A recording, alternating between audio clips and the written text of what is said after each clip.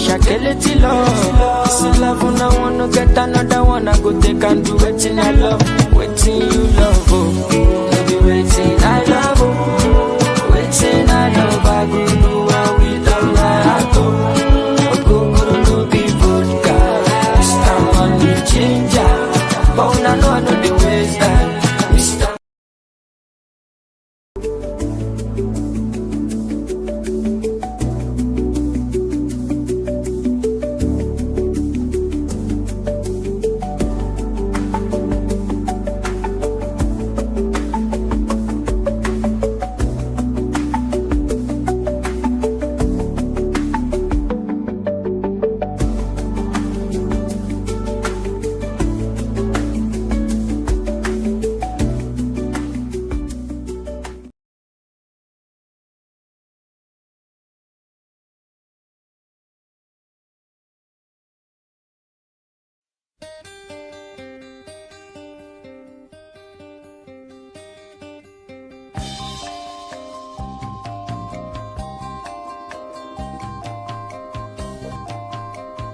You've been gone, it's an empty home.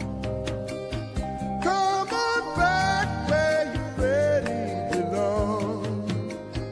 You are always welcome home, welcome home.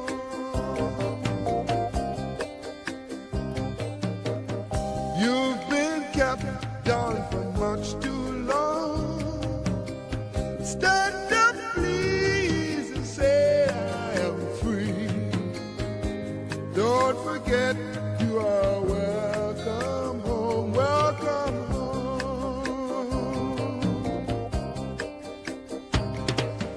Come with me on this happy trip back to the promised land.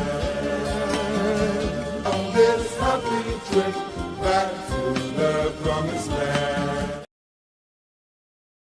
Hello, good evening, and welcome to another edition of Conversation Beyond Borders on HYT African TV. I'm your host, Kiki, and also a happy birthday to Ghana. Ghana is 69 years old, and in next year, Ghana is entering his retirement age. And so today we reflect on the nation's progress, the role of youth in politics, and also opportunities for development. Ladies and gentlemen, I'm so thrilled to announce my amazing panelists for today's show. But before we do that, could you kindly subscribe so that anytime we come, you get a notification that we are live on Conversation Beyond Borders. Also share the page, invite a friend to join in this beautiful dialogue. And so like I said earlier, before I announce my amazing panelists for today, let's go for a quick commercial break and we will be right back. Stay with me. Ebusia, sa woman sika ifi America memu akofidie enka ni se ja utipa ya kra. If you say Pay Angel ediasem panaba. Pay Angel se money sika fi America eko Ghana, Nigeria anase Kenya wasemantem. The money je ni kaso nkoko ane se obreju me bia enka ho ena won san chia sika biara eka dia woman ne pe ho. Ani zero stress and no hidden charges. Yes, sign our rater a dance ankasa. Into what trend download the Pay Angel app or Google Play Store and as Apple Store. Then yes, you come on your way. Pay Angel, global payment, local simplicity. Thank you for staying with me and welcome back to Conversation Beyond Borders. So joining me today are Mr. Gideon Hammond. He's the Greater Accra Deputy Youth Organizer of the National Democratic Congress and also the Deputy Director of Sports, Ghana Sports Authority, and Mr. Ransford Echiampon, CEO of Ransa Properties and Construction, and also a team member of Kennedy Echiampon. Hello, gentlemen, and welcome to Conversation Beyond Borders. Hi. And hello to all your viewers as well. Yeah. Happy Independence Day to everyone. Right. Mr. Gideon, are you with us? Yes, I'm with you. Okay, thank you for I'm very much with joining you. in. All right, thank you so much, but we can't see your face. Yes, I'm doing a setup, so when I'm done, I'll connect. Okay, I'll that's turn my fine. camera on soon. All right, that's okay. So let me start with Mr. Ransford. How is the independence? How would you assess this year's independence celebration in Ghana? I think overall, I would say that it's been one in a million. It's been one we've had in a very long time. I mean, looking at the energy that came with this celebration, I mean, I was quite surprised. I was quite surprised. Everybody seemed to be happy and all. So generally, I feel this year's celebration has been very, very nice. Yes, it's been very calm. You know, everybody seems to be having a good time. And yeah, I think that generally I would if I'm to rate it over a 10, I would say that I'll give it a 9.5. This Why is year's that? celebration has been good. Well, I feel there's stability. I feel people are beginning to feel very free and calm in the system, unlike before. It's not like there's so much money in the system, but I believe the atmosphere allows people to do whatever they want in a very very good way. So yes, this year's celebration has been one that I would say has been good. It's giving people some monies in their pocket as well because people actually turn it around into a business, opportunity, selling out jerseys, selling out, souvenirs and all that, And so this year's celebration, I would say, has been very, very laudable. Yeah. Thank you. Mr. Gideon, how would you assess this year's 69th Independence Day celebration? Hello, sir, you're on mute.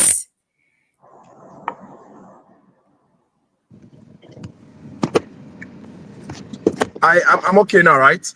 Yes, you are.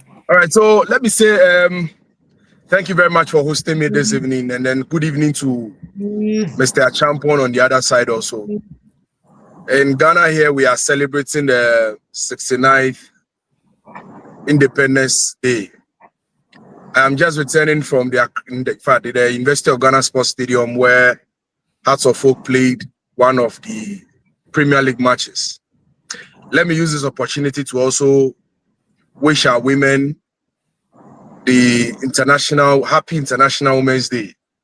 Today, as we commemorate this, we know that we'll give women more opportunity to thrive. Ghana as a country, there's a new country, there's a new Ghana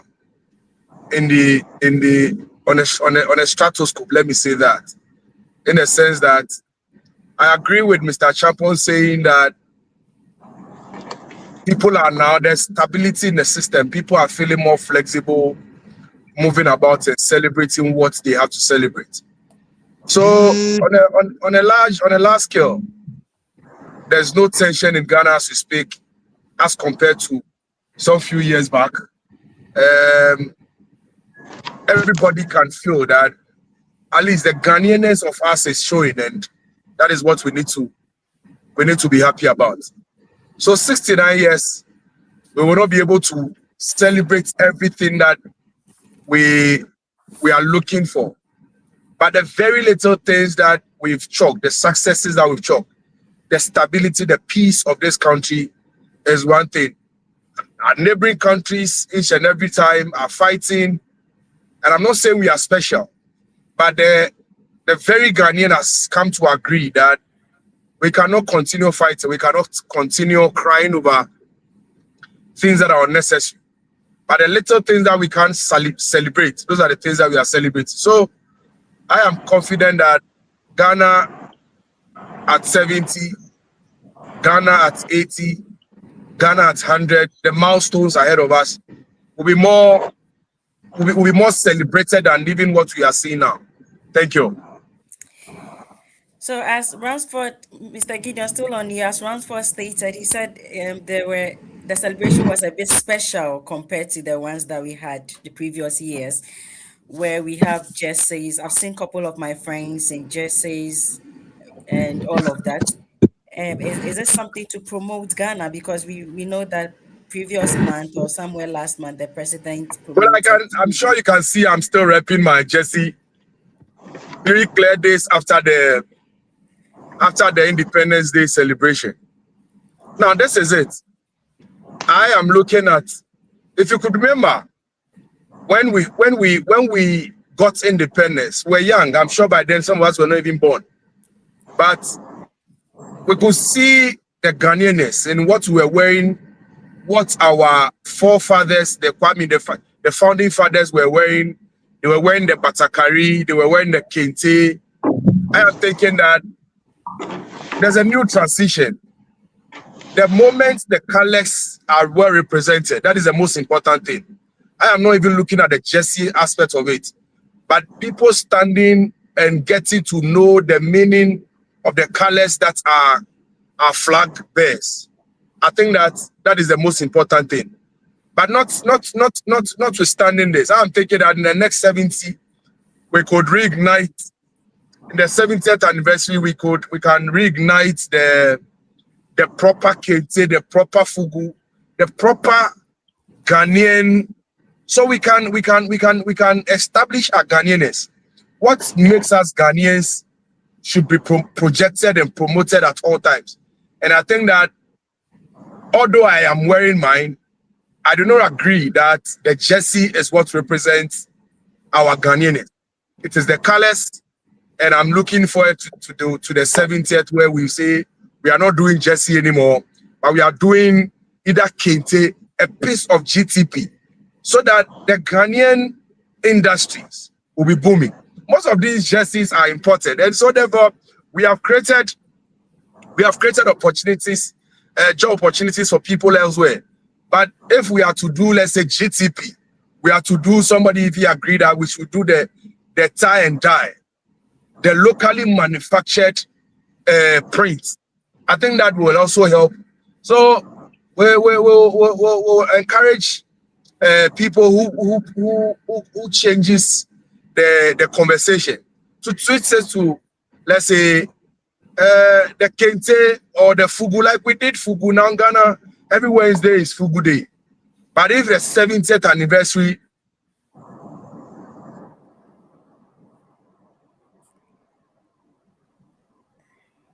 Hello, Mr. Hammond. All right, I think the whole week will be marked. Hello, Mr. Hammond. Can you hear us? Are you with us? The line dropped. I can hear you now. Okay. Thank you so much. Let me move on to Mr. Ransford.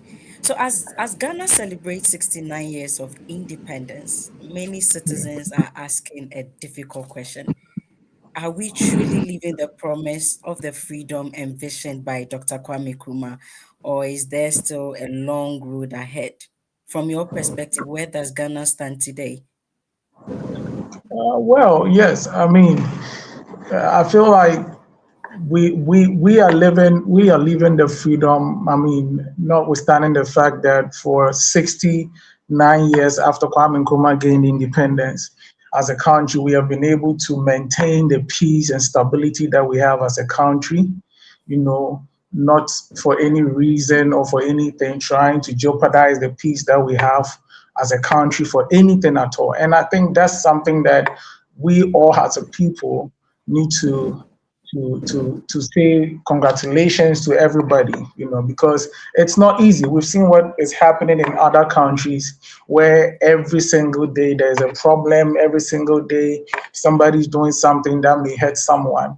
But as a people, collectively, we've been able to channel this peace and freedom agenda for so many years. And I think it's something that as a country, we have done very well. And so for me, I think that whatever freedom that Kwame Nkrumah fought for, yes, as a people, we are living it, in as much as we still have a long way to go as a people, because if Kwame Nkrumah single-handedly as a person was able to do all these things that as today, we are still enjoying. And today we've had different, political parties rule this country and all that. And you still realize that most of the things that Kwame Nkrumah did in the past is still what we are feeding on. And to some extent, that some has not even been improved upon. We've not been able to maintain some of these things that we have, and it's been destroyed. These are also questions that comes up, when it comes to the freedom and stability that Kwame Nkrumah fought for, and how we've been able to, enjoy the freedom that we have and all. But as a whole, as a people, I believe that we've done so well. We've done so well. I think that Ghana is one of the countries that you may say that we are very tolerant. We are able to solve our problems indoors without letting it escalate to a certain level, in as much as we don't have the very best of security in the world. But I believe that collectively as a people, looking at the kind of relationship we share between the securities and the citizens itself, we've been able to protect our borders to ensure that the peace and stability and whatever that Kwame Nkrumah left behind is being protected and protected very well. I still feel there is more room for improvement, but I believe that progressively we can do it with time. Yeah. Thank you very much. Mr. Hamad, can I come to you on this? Very well. Ghana at 69. Are we living the dream of Kwame Nkrumah? Definitely, we may not be living the dream, but definitely also we may not fully depart from it. I was trying to check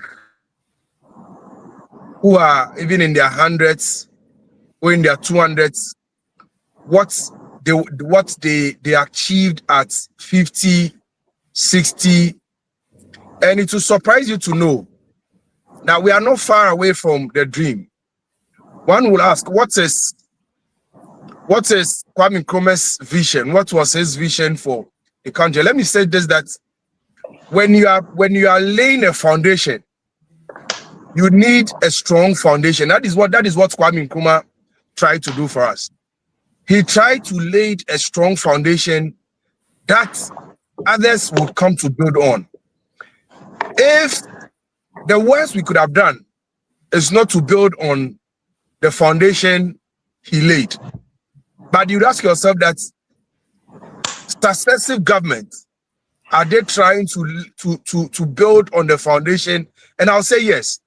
Although we've not been able to fully achieve what Kwame Nkrumah expected to do, but that notwithstanding, I keep saying this, that where our journey, our forward march will not come easy. It would come with a lot of challenges. Bad leadership will come in, but at each and every time, somebody must come in to clean the mess. Ghana as a country, what we have lacked to do is to plan, to have a national development plan.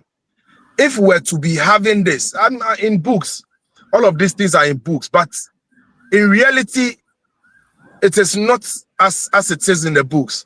I am thinking that the freedom Kwame Nkrumah fought for us, every independence definitely comes with freedom. It is up to you to utilize that freedom to the larger benefit of the society. So what Kwame Nkrumah did for us, successive governments, whether NPP, and I don't want to sound political, whether NPP, NDC, CPP, must have that blueprint to build on whatever Kwame Nkrumah wanted to build. We are benefiting from the Kosomo dams, the Temamoto Way. Recently, the Temamoto Way is seeing expansion because as at the time that Kwame Nkrumah fought or won independence for us, we were just about 5 million people. Today, as we speak, 69 years, we have more than 30 million people, which means that if the Akosomo Dam could serve just 5 million people as at that time, today we need to increase, and that is where the We Power Dam. So you realize that successive governments, and I'm sure in the next 30 years, all of these things that we are mentioning that Kwame Nkrumah did for us will not be able to serve the larger Ghanaian populace. So what governments will do is that Kwame Nkrumah built Akosombo Dam. We cannot let it rot. Let's build another one to serve as the country grows. The Akosombo Dam is there. The Temamoto Way is there. Today, as I said, we are expanding that one so that we can make it can be more trouble for Ghanaians to use. There are other industries that he built. We cannot let these industries rot. We need to build and add more to it so that the blueprint areas where we needed to touch that Ghanaians will benefit, we touch on those areas. So I don't think we have fully deviated from the dream. We have not deviated from the vision. We are on course. It will take time. It will not. There's a song that our journey will not be smooth. It will be tough. There'll be mud on the way. It will be muddy, but we will surely get to our destination. Thank you. Still on you. So if Dr. Kwame Nkrumah were to look at the country today, 69 years after independence, what do you think he will be proud of? And what do you think he will challenge us to do better? Well, you see, in other countries, Kwame Nkrumah will be happy that the peace he wanted the Ghanaian people to enjoy, we've maintained it.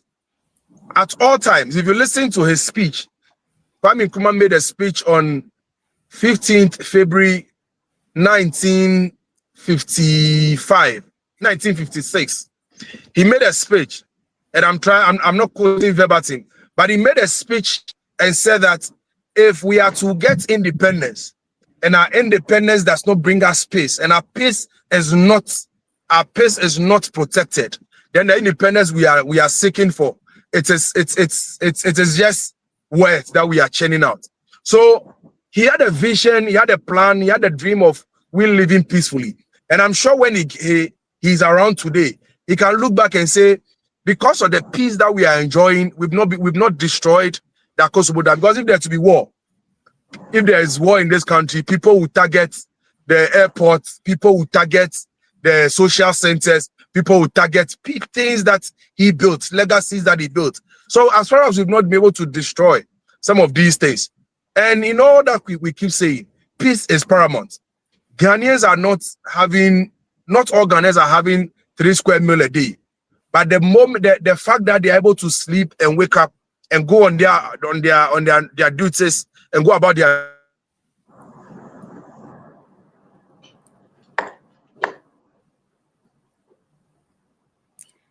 Hello, Mr. Hammond. We can you hear me? Yes, I can. Hello.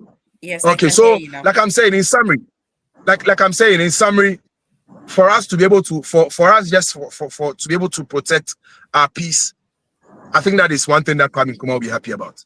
Thank you, Mr. Ransford. Can I come to you on that? What comments do you have?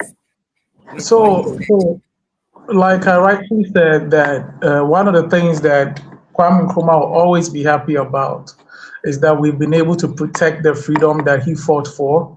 Not just him, but collectively he did with all the people that were in existence at that point. Whatever they did with their blood to ensure that we enjoy freedom today, I believe that wherever he is right now, he's going to be proud of us as a country, that we've been able to maintain that peace and stability. Because without peace, there wouldn't be stability. And if there is no stability, it means that development will be slow. And so for a fact, I know that the peace and stability we are enjoying in this country is something that has really, really helped us. And it's something Kwame Nkrumah will be very, very proud of. However, I'm also of the view that there are very few things that he, or wherever he is, he wished that we did better. And one of those things is, ensuring that we have good maintenance culture as a people, because most of the things that he made or most of the things that he built as a person, today you realize that most of these institutions are not in use anymore. It's because we're not able to maintain these facilities properly, in as much as they would have been old, but they could have been serving a purpose, even to create employment for people who are unemployed at this point. And also expanding whatever that he did to some level. I believe that if Kwame Nkrumah did this motorway some 60 years ago and all, and then till today, we are now thinking of expanding it. These are things that wherever he is, he'll be sad about, because we should be reading from we have statistics, we have a development plan as a country.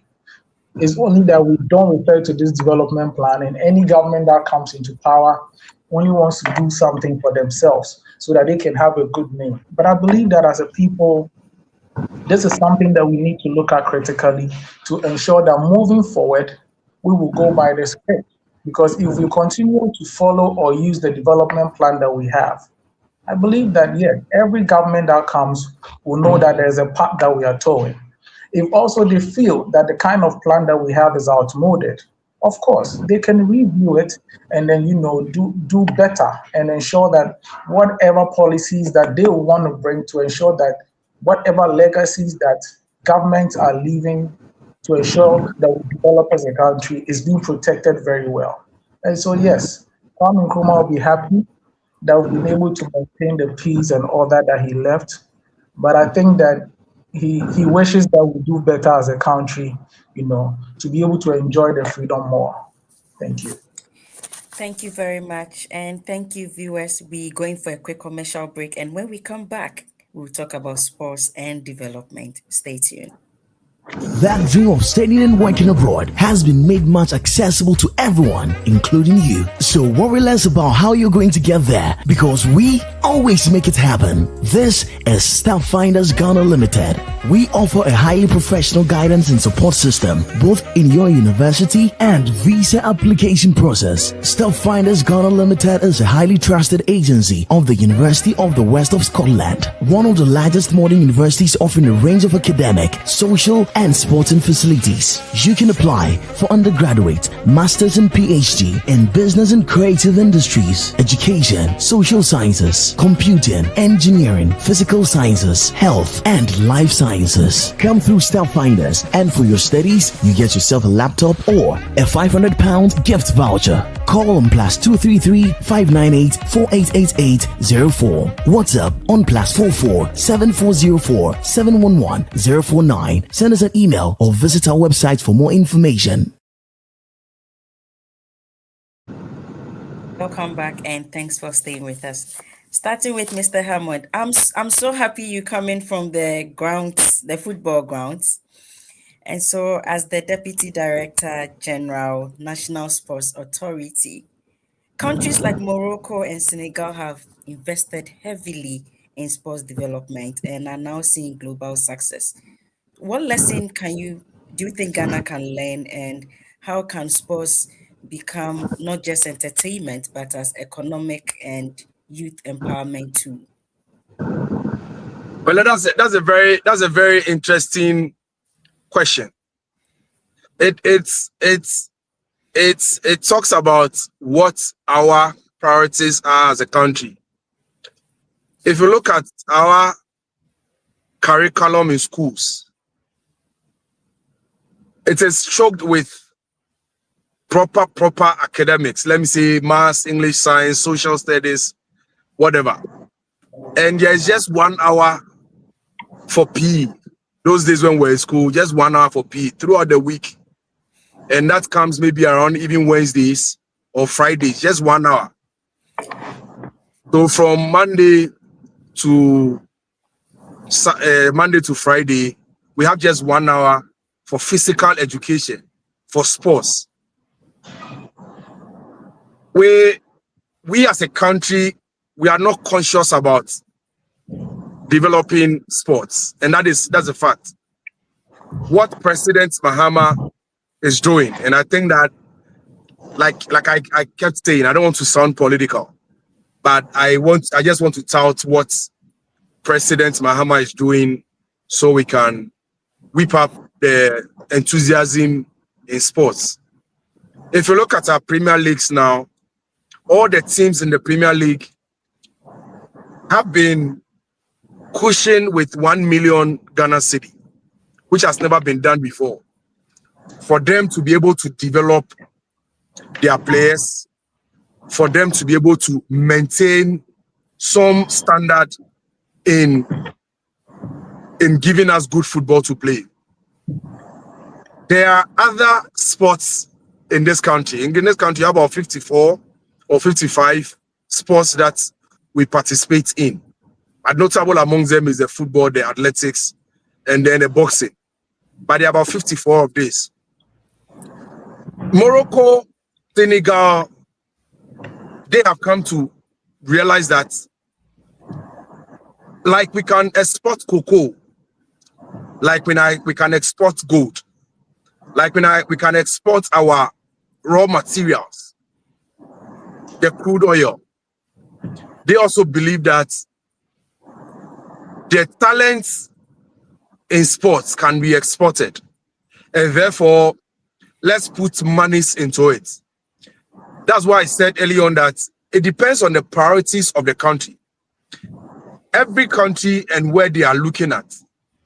At age 69, we have not been able to attend to the little socio-economic stuff that we need as a country. Our education is not there as it's supposed to be. So we want to tackle health, we want to tackle finances, we want to tackle them bit by bit. Leaving sports to be last on, if not last, then probably last but one on the table. I am thinking that if we can make sports a part of our curriculum in school, in our homes. I am sitting here today. When I was in school, I was a very good athlete. I was running 100 meters right from JHS. I remember we went to Pazonals at the Accra Sports Stadium where I sit today as my office. In 2003, I was running Super Zonals for my zone. When I went to secondary school, I was part of the school's athletic team. I was part of the handball team. Nobody saw me doing well in those areas. So therefore, nobody took interest in what I was doing. But I was thinking that if somebody could, if my parents could even understood, they understood that, okay, this is our boy. Academically, he may not be sharp, but he is sharp when it comes to these areas. Let's move him out of that academic choked area and send him into a sports talent development area. And then I'll become a fine talent for this country. I think it would have helped. I'm not saying what I'm doing now is not helping, but I'm thinking that if other children could be identified, and I sit at the National Sports Authority as a Deputy Director General. My work entails that I help in talent development. So I wake up, I have to travel all the way to Northern Region to go and see what the Northern Regional Sports Authority is doing, or the director there is doing. I move to Central Region to make sure that there are sports over there. And then we pick these talents from the schools and we feed them into the federations. They attend the Olympics Games. Very soon, Olympics Games will come in. Commonwealth Games will be coming. Will be upcoming very soon. And most of these people that are participating even in Ghana here, arm wrestling tournaments will be coming up in the month of May, 1st and 2nd of May. There are activities. People enthusiasm, people passion should be whipped into that line, so that we are not just forcing people to become academically good only. They can also bring out their talent. So what Morocco and Senegal are doing, I'm thinking that is a conscious effort. They have set their priority. We probably now, it will not be a priority, but we can give ourselves the next 10 years. We can give ourselves the next 15 years and say that in the next 15 years, we want to export talent, not just raw talent.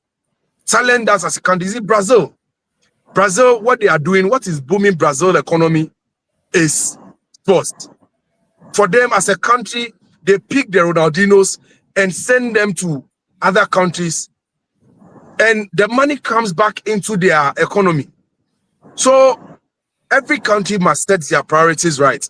Likewise, Ghana, we must set our priority right and say that as part of the cocoa that we are sending or we are exporting, as part of the crude oil that we are exporting, we want to export football, sports talent, not just football, but sports talent across the world. And all of these can bring us some income into the economy. And I think that it should be a conscious effort. So President Mohammed's vision is to feed our national teams, is to raise raw talent and feed our national team.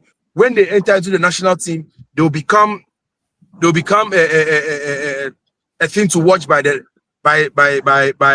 other countries, and then they'll be bought and monies will come into the country. I think one thing that we can do finally is that when we see a talent, the country can take hold of that talent and say, this is our property. Most of the players that you see, the DIUs, the Kudus, their money stays with their managers. But the country itself is not benefiting largely.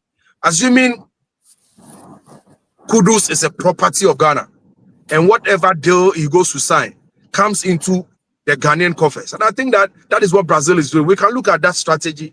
And then my work at National Sports Authorities to make sure that what our taxes are being used to build, all the sports facilities that our taxes are being used to build, I keep them in good shape. So I make sure I wake up every day, and when a part of the facility is rotting, I make sure that I get it fixed. I maintain the youth centers, I maintain the AstroTurfs, make sure that they are in good shape to meet the international standard. So the country consciously must say, in the next 15, 20 years, we want to raise about 10 footballers as our property. We want to raise about 10 boxers. We are investing in them. We are making sure that we are giving them the facilities to train. We are giving them what they need to even eat, so that they can go and bring us income as a country. Thank you. Thank you very much. Mr. Ransford, do you agree with Mr. Hammond? Do you have any comments to share with us? Yes. First of all, I'd like to commend him himself. I would like to say that he's doing a very good job. I think he and his boss, I believe that for the very first time in this country, myself, I'm beginning to feel like we have an authority that oversees the activities of our sporting industry. I think that they are doing a very good job, trust me. Because if you Thank you very much, my brother. Thank you. Yeah, if you look at all the programs we had during the Christmas festivities and looking at how they managed situations, how they protected the pitches and all that, I believe that sometimes it's not always about the money, but it's about the individual resource, the human resource itself. Whoever is in charge, the kind of orders that is being put in place to ensure that we attain whatever success we want as a country. So trust me, my brother, you are doing very well. Keep it up. Thank you very much. Thank you. I appreciate it. Thank you so much. And also to go into the sports thing that my brother mentioned a whole lot that I would like to add more to. And first, it's got to do with the curriculum that he talked about in our schools. I believe that Ghana, especially, in as much as there are other disciplines that we are engaged in terms of sports, the major concentration is on football, which we call soccer elsewhere. Yes, and I believe that is where most of the funding and most of the resources are being channeled into. But as a nation, we need to understand that there are people coming from all walks of life and diverse places, and also people come out with different talents that need to be developed at all costs. There are people who are very good at playing basketball. Myself, I used to be very good at basketball, but you realize that we live in a society or we live in a country where there are certain sports that end only at either the university level or the secondary level. Once you get there, you know that it's over for you, and you just need to channel the energy into doing something else. And these are things that we need to look at as a country. We need to make conscious effort into ensuring that we develop talent who are very good at these sports. How are we going to do these things? I believe that as a country, we should build a curriculum that does not only, promote the book thing that we are doing in the schools. We should also have a system that allows the student, the very young student, to start monitoring his progress in terms of sports from the very day they begin doing the sports. Because you go elsewhere, in these America and all that, you realize that right from, grade school or high school, these individuals are being monitored, their names are being put out there. So right from high school, the hype is already there. And these individuals build upon this hype. And how did they do that? Is the government, giving them or creating that atmosphere that allows them to do all these things. And so to my brother, once again, I would like to say that I believe he is more of, yes, he's a bit old, but a little bit of a Gen Z vibe.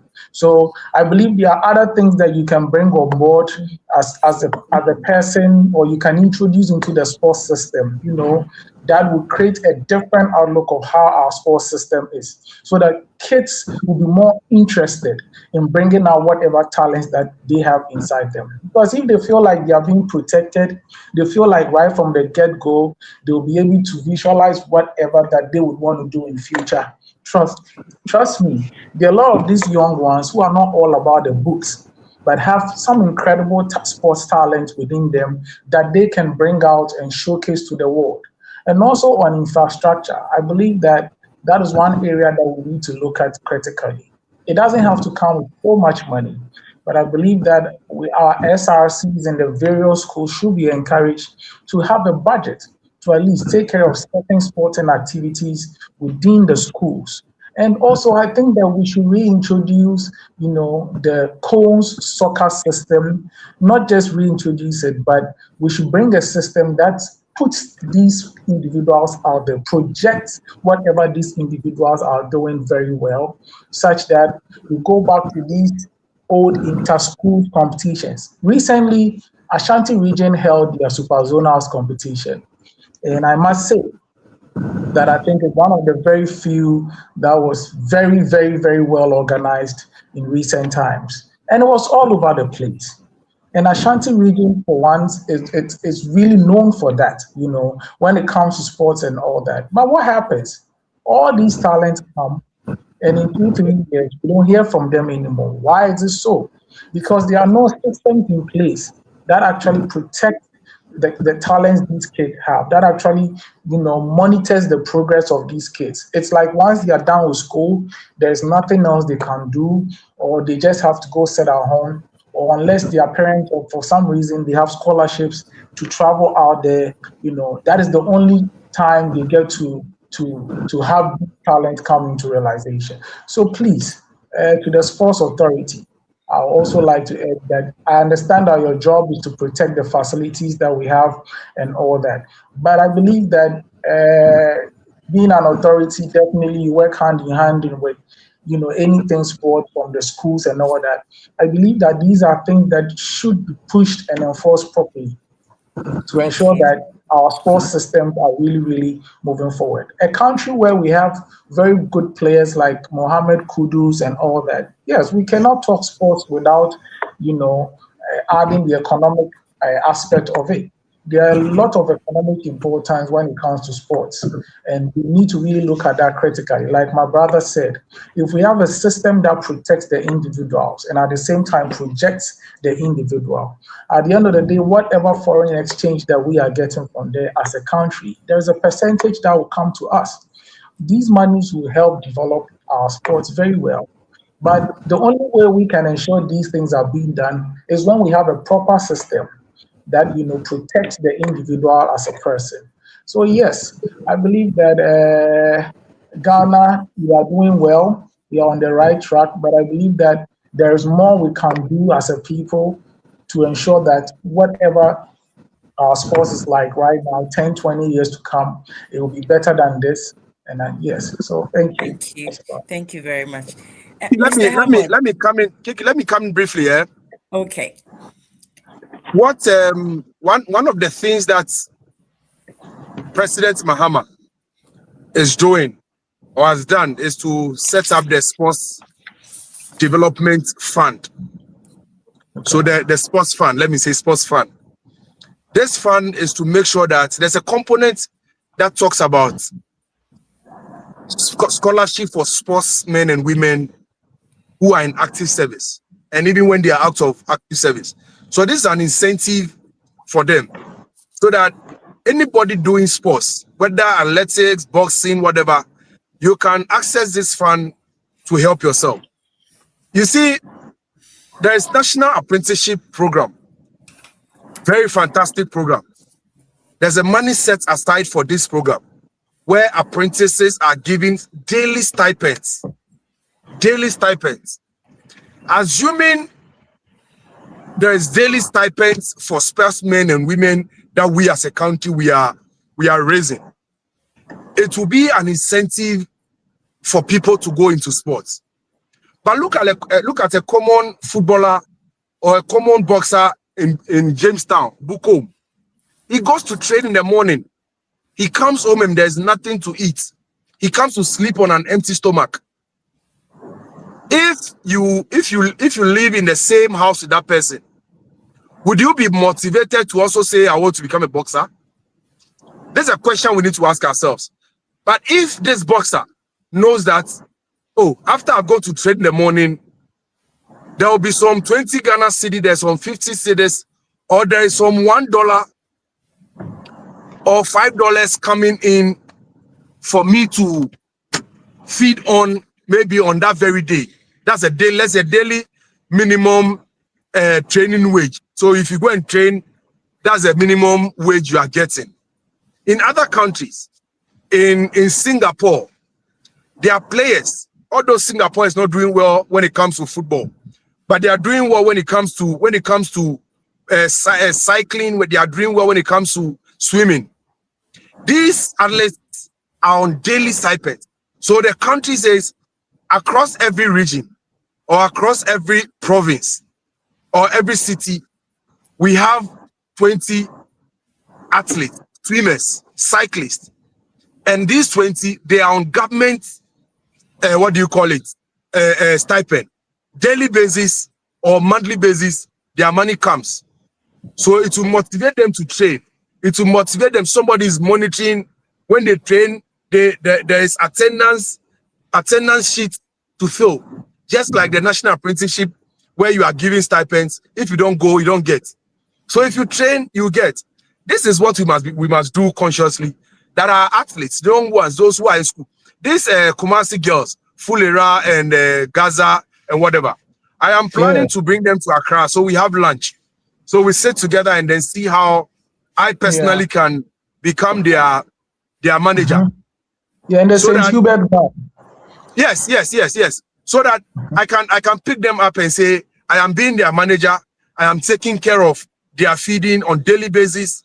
So it doesn't become a burden to their parents anymore. They now become national assets. I take them and give them to if it's athletic, I give them to Ghana Athletic Association, GAA. I give them to them. They monitor their progress. They will they are in SHS now. They will go to university. When they go to university, as part of their running, they will be doing sports science as part of it. So when they are out of even the athletics period, they can become coaches. They can become sports scientists, where they can nurture other people to do well in the sporting area. This is what we need to do as a country. Thank you. That was a great submission. Ladies and gentlemen, let's go for another quick commercial break. And then when we come back, we'll talk about some of the challenges in sports. Stay tuned.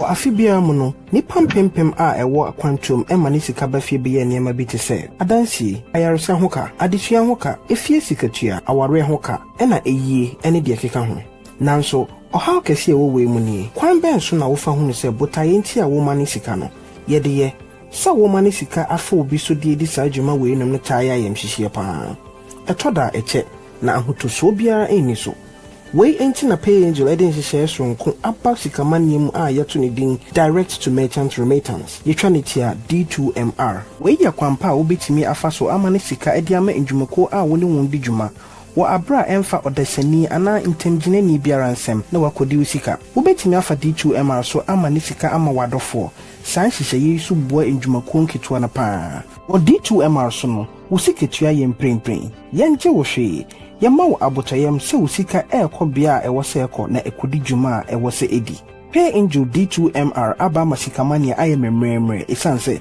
emfa hu biem ne bia wo ana edwumako a oni omudin sa wo so ne ewo ye yintem ginafo nyine firi ho na yama wadi dwa na wamma ne sika ntem so ene ahotoso mu hwehwɛ Pay Angel akyiri akwan ɛwɔ Google Play Store ana Apple Store tua mo direct meka sɛ Pay Angel a na wagye so sɛ global payments, local simplicity.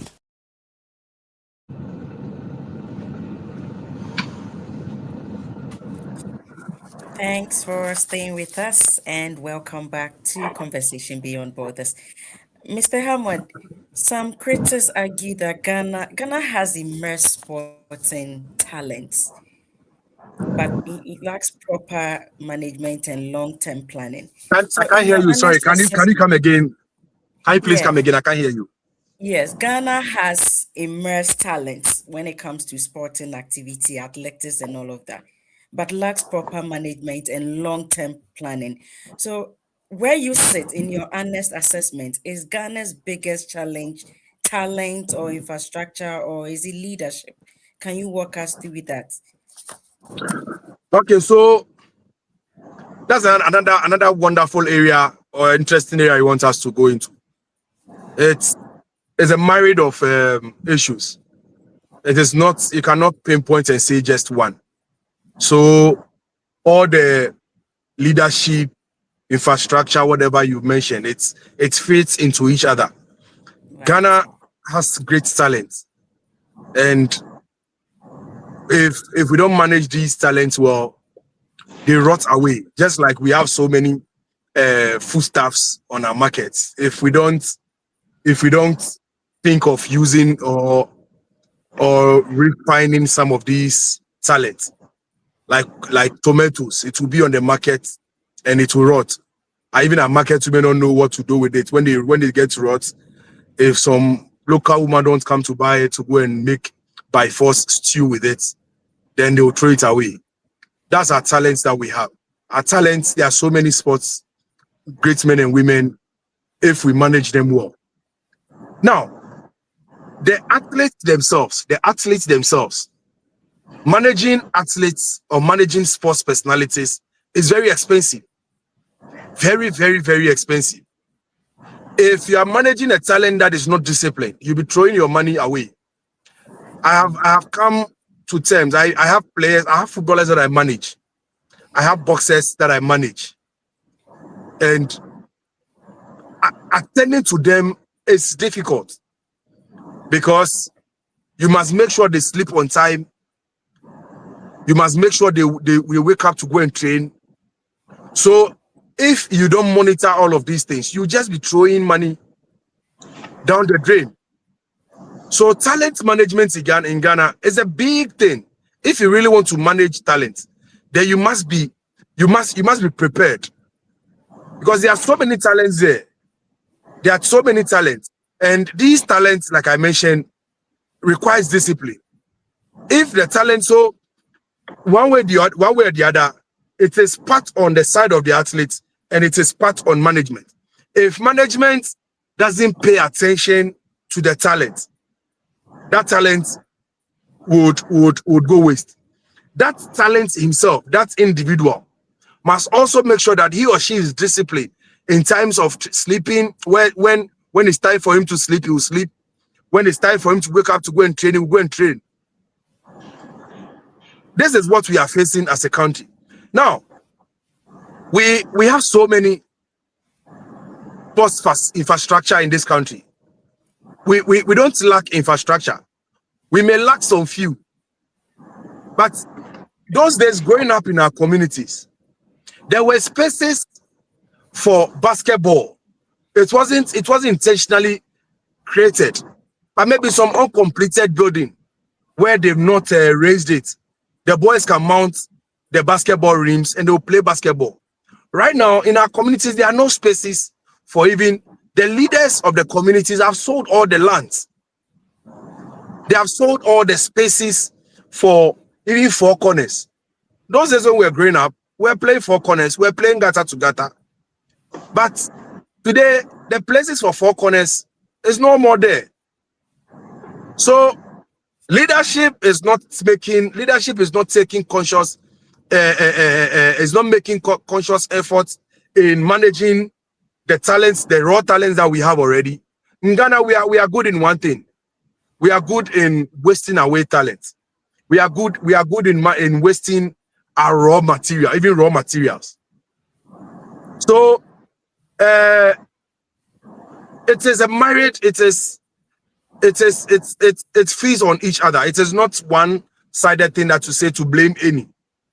Whilst we are advising, obviously, utu momoni for now utu, and then yes, I can find me and cranny.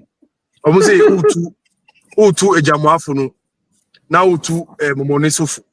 Whilst you are advising leadership, whilst you are advising or encouraging leadership to manage the talents that we have, we need to advise the talents themselves, the individuals, and make sure that they also remain disciplined in their chosen fields of engagement, so that they will be disciplined in that area.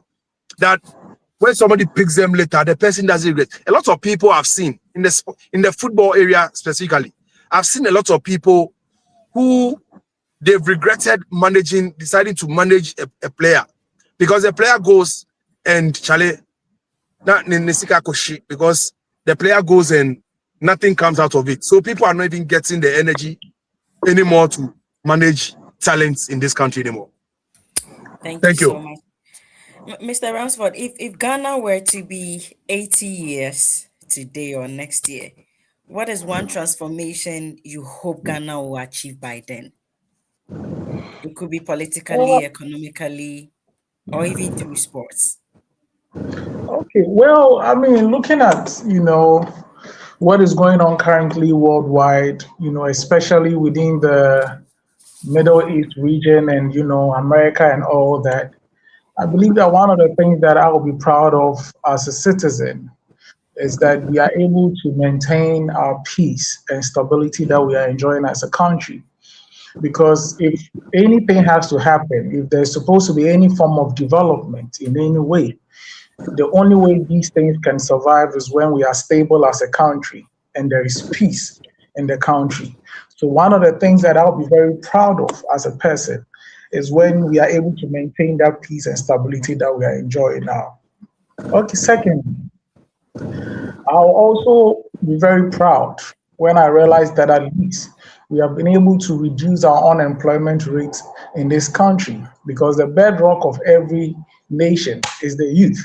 And if there's high youth unemployment, trust me, we are going to be facing a lot of challenges ranging from high crime rates and all that. Because if these people are unemployed, obviously they still have to feed their families and all. And so they'll be resorted to, getting involved with crime or anything that brings them income.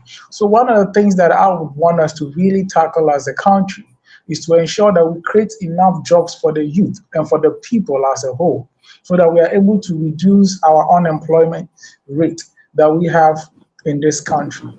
Also, I would also want us to touch so much on our energy space, to ensure that at least we have stable electricity in this country. Kwame Nkrumah built this dam some 60 years ago or whatever, and up to now, we are still enjoying it.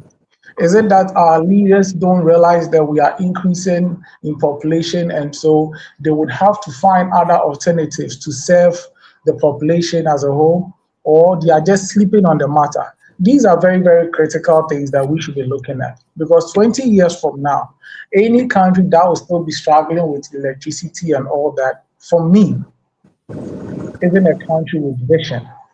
Looking at where we are moving as a people, moving into this AI space where everything is being done digitally, you cannot afford to have unstable electricity or unstable power in your country. These are some of the things that will throw us back as a people.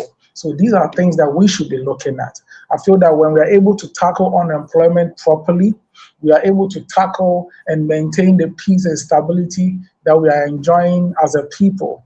I believe that, yes, there isn't anything that we cannot do. Because if you travel out there, the reason why most of these countries are developing is because there is stability. There are jobs for the people. And when there are jobs, automatically you are going to broaden your tax net, because when people are employed, they tend to pay taxes. And when these people are employed, it means that There are other people who tend to benefit from them because if someone is working and he has money in his pocket, obviously he'll be out there trying to pay for a service. And all these people rendering these services are also making some money. So you realize that it's going to create a very stable system for us as a people. So for me, I think that we should be paramount about our peace. And also, one of the things that we should be looking at very well as a people is our security. Looking at the way we are preaching a borderless system and trying to allow free movement within the African region, yes, I believe is a step in the right direction, especially when we are preaching African unity and all that. But in as much as we want that to happen, we should also understand there are people who want to take advantage of the situation and turn it into something else. We've seen in our neighboring countries where there are terror attacks, there are a whole lot of kidnapping going on. And so we should also try as much as possible to allow free flow of movement, but also protect our borders very well, such that we wouldn't have these bad ones. Mr. Ransford. Yes, we wouldn't have these bad ones come in and destroy whatever that we have. Thank you. Thank you very much. Mr. Hammond, what is one transformation you hope Ghana will achieve when she's 80 years old as a sports Just one. By you want me to talk in terms of sports? Yes, because that's your area. Okay. Yes. Or maybe you can just generalize it if one canker that is eating this country, and we are losing the fight. Successive governments have lost the fight. Governments are not winning. Governments in and out is not winning. It's a fight of Galamsey.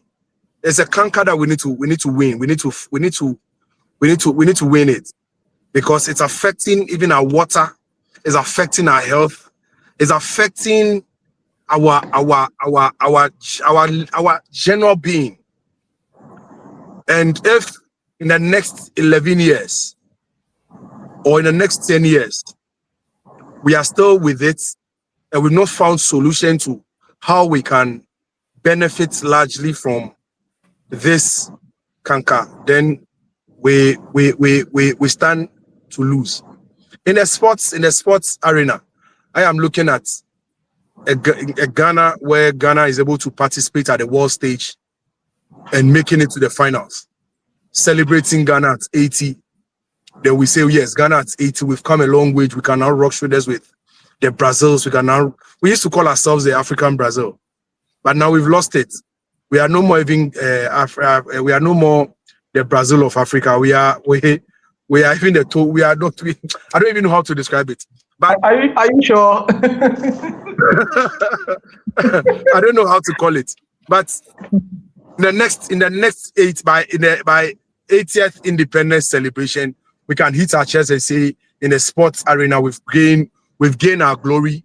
When Ghana's name is mentioned, it will send shivers down the spine of other countries that will want to face us in any competition. That is what I'm looking at. Well, I would like to add to what Gideon said briefly. With what he said with regards to us being African Brazil and going out there to participate in the world stage and making an impact. Please, I beg you, I know you are in the position to push this agenda. Please maintain the players that qualified us to the World Cup. We are begging you. We are begging you. Very well. We do not want to interfere in the work of the coach. So exactly. The coach definitely has the right to choose whoever he thinks will choose. But we will give priority to people who suffered with us in the qualifiers.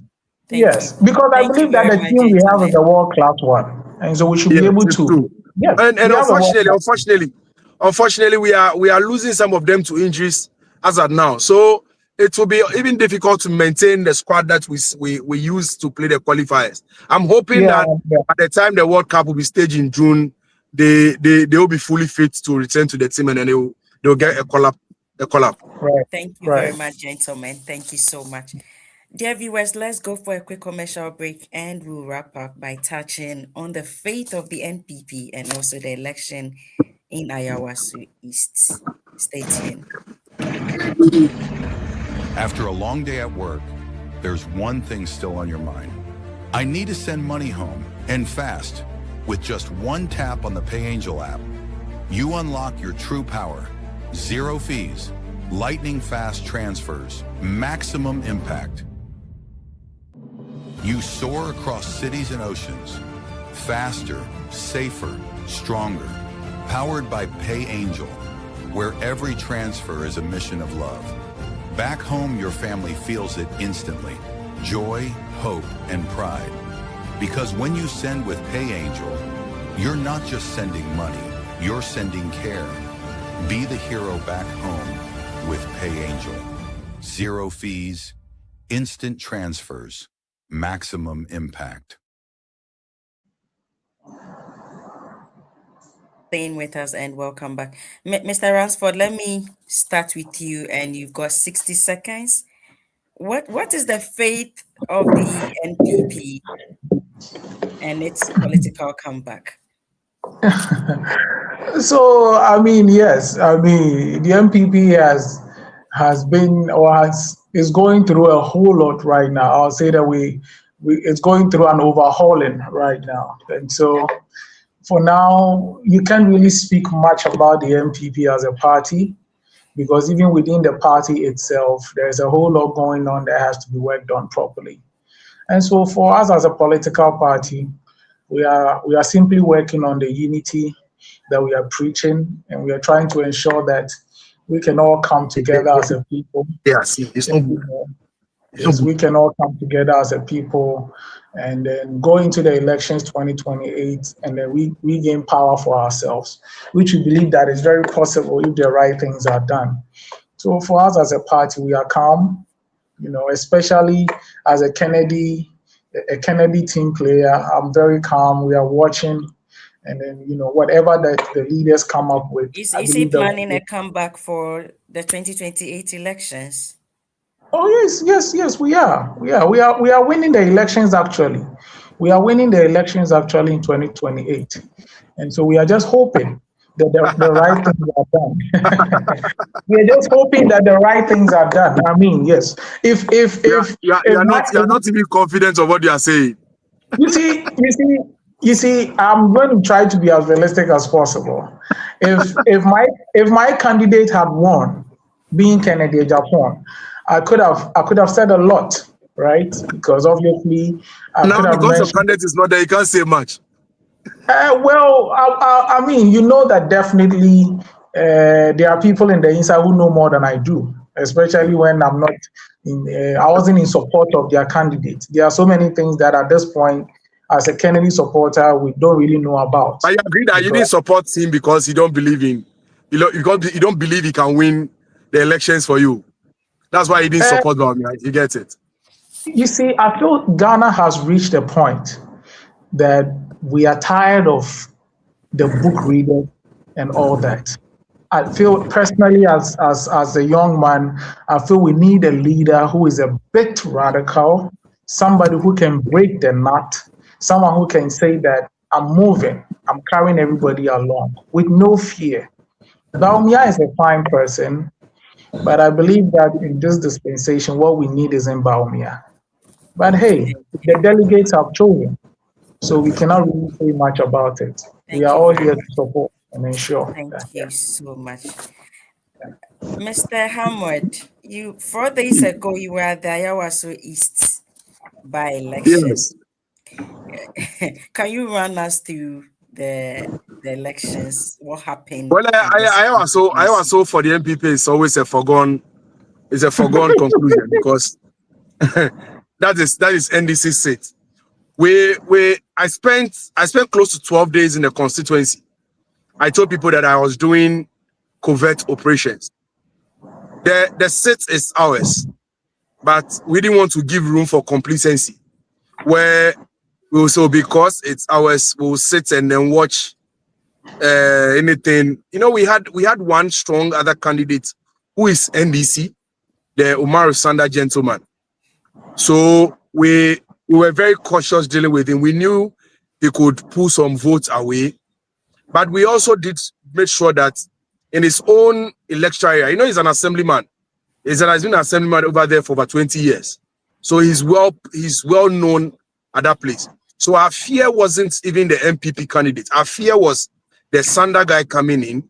But the survey we did and the kind of work we did, realized that he was only strong in his electoral area. His electoral area, the voter population there is not even up to 5,000. So even if he should get all the 5,000, then it will cause a little worry to us. But after a series of campaigning in and out, underground campaign stuff, we realized that we can beat him in his own backyard. And trust me, we beat him in his own backyard. In fact, we did it mercilessly for him, where we didn't have any mercy on him at all. So we won all the 11 electoral areas in Iowa. So we won all the electoral areas with a margin of over 10,000 votes. The next person that came was the NPP's candidate, who pulled a little over 4,000, if I'm not mistaken. And then the Umaru Sanda guy who came and then have managed just about 1,000 votes.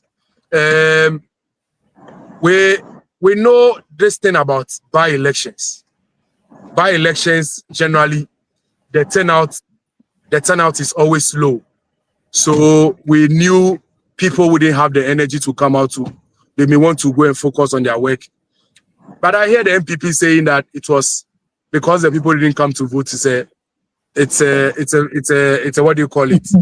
It's they use a term, I've forgotten, but they are saying it's a verdict on our bad governance. The NDC for the past 1 year, the kind of work we have put in, if we are to hold the general elections today, that's 2028 general elections today, we'll beat NPP to it again. And I'm sure any candidate at all that we put in any constituency, currently the NPP, they are begging for numbers in parliament to even brief. They are begging for numbers to brief in parliament because the numbers, the NDC parliamentarians they are choking them in the room. Oh, they can't brief, they can't get briefing space. They are now gasping for fresh air. So we tend to reduce their numbers again in 2028. We've targeted some constituencies already. Oh yes, we've targeted some constituencies in Greater Accra. The two in Greater Accra, we've targeted. In fact, the 3 in Greater Accra, we've targeted it, and then we want to pick some one being Central Region. So in 2028, we intend to win about 5 more of the seats from them, reduce the number drastically, so that even coming to Parliament, they will not have the energy to come there to come and debate anything. Thank you very much. Thank you very much. And thank you, gentlemen, for joining in today's conversation. We are so grateful for taking time out of your busy schedules to join us. It's a pleasure meeting you.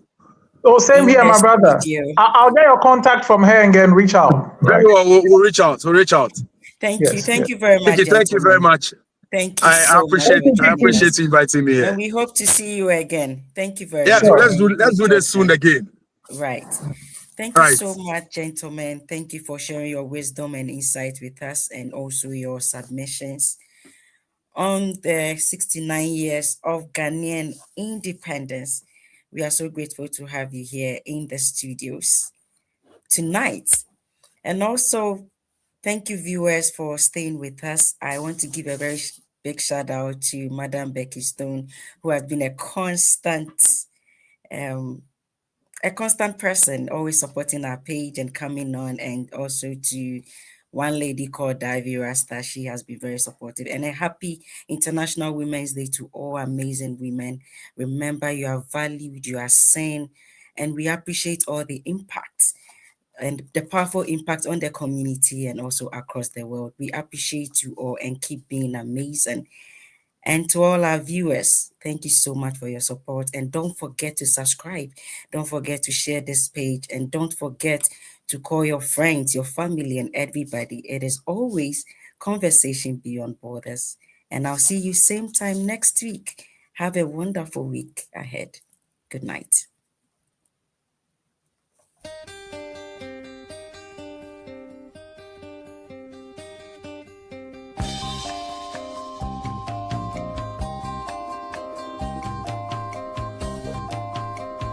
You've been gone, it's an empty home.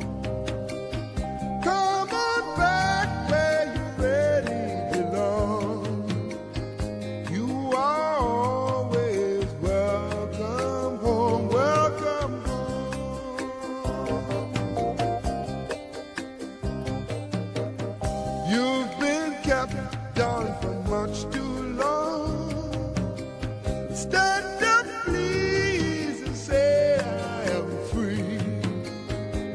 Don't forget you are welcome home.